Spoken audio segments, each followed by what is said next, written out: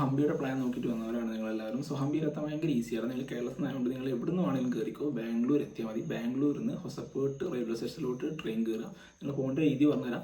നിങ്ങളൊരു മോർണിംഗ് ആണ് കേരളത്തിൽ നിന്ന് കയറുന്നെങ്കിൽ ഒരു ഈവനിങ് ആകുമ്പോൾ അവിടെ റീച്ച് ആവും, ബാംഗ്ലൂർ റീച്ച് ആവും. സോ ബാംഗ്ലൂരിൽ നിന്ന് ഒരു ഈവനിങ് നിങ്ങൾ ഹൊസപ്പേട്ട് ജംഗ്ഷനിലോട്ട് കയറുക. ഒരു മോർണിംഗ് ആകുമ്പോൾ നിങ്ങൾ ഹൊസപ്പേട്ട് ജംഗ്ഷനിലെത്തും. അവിടെ റെയിൽവേ സ്റ്റേഷനിൽ ഇറങ്ങിയാൽ തൊട്ട് പുറത്ത് തന്നെ എന്തുണ്ട്, ഓട്ടോറിക്ഷ ഉണ്ട്. സോ ഓട്ടോറിക്ഷ കയറി നിങ്ങൾക്ക് നേരെ ബസ് സ്റ്റാൻഡിലോട്ട് പോകാവുന്നതാണ്. അല്ലെങ്കിൽ നിങ്ങൾക്ക് ചെയ്യാവുന്ന ഒരു ഓപ്ഷൻ ഒരു 2 കിലോമീറ്ററൊക്കെ ഉള്ളൂ. ജസ്റ്റ് നടക്കാനുള്ള മൂടുണ്ടെങ്കിൽ ജസ്റ്റ് നടന്ന് ബസ് സ്റ്റാൻഡിൽ പോവുക. എന്നിട്ട് അവിടെ ബസ് സ്റ്റാൻഡിൽ ഒരു ഹംപിയുടെ ബസ് അവൈലബിൾ ആണ്. 20 രൂപ ടിക്കറ്റ് മാത്രമേ ഉള്ളൂ. ആ 20 രൂപ ടിക്കറ്റ് കൊടുത്ത് ഹംപിയിൽ ഇറങ്ങുക. പിന്നെ ഹംപി ഇറങ്ങിയാൽ തന്നെ ബാക്കി നിങ്ങൾക്ക് ഓട്ടോമാറ്റിക്കലി മനസ്സിലാവും. ഒരുപാട് നടന്ന് കാണാനായിട്ട് ഒരു പുരാതന ടൗണൊക്കെ ഉണ്ട്. സോ മൊത്തം കണ്ടുമ്പോൾ തന്നെ ഈ ഒരു ഈവനിങ് ആവും. പിന്നെ ഒരു ഹംപി ഐലൻഡ് കൂടി ഉണ്ട്. അത് കാണാൻ പറ്റുന്ന ഡേ ഉണ്ടെങ്കിൽ ജസ്റ്റ് അതും കൂടി കണ്ടിട്ട് മടങ്ങാവുന്നതാണ്. അപ്പോൾ ഇത്രയും ബഡ്ജറ്റ് വരുന്നുള്ളൂ. പൈസ നോക്കുകയാണെങ്കിൽ എനിക്കിപ്പോൾ ഇവിടുന്ന് ബാംഗ്ലൂരിൽ എത്തുന്ന ചിലവ് 300 സംതിങ് റുപ്പീസ് സ്ലീപ്പറിനുള്ളൂ. പിന്നെ അവിടുന്ന് ഹൊസപ്പേട്ടിലോട്ട് 200 സംതിങ് ഉള്ളൂ സ്ലീപ്പറിനൊക്കെ. അപ്പോൾ ജനറൽ ചിന്തിക്കണ്ടല്ലോ, കുറവായിരിക്കും.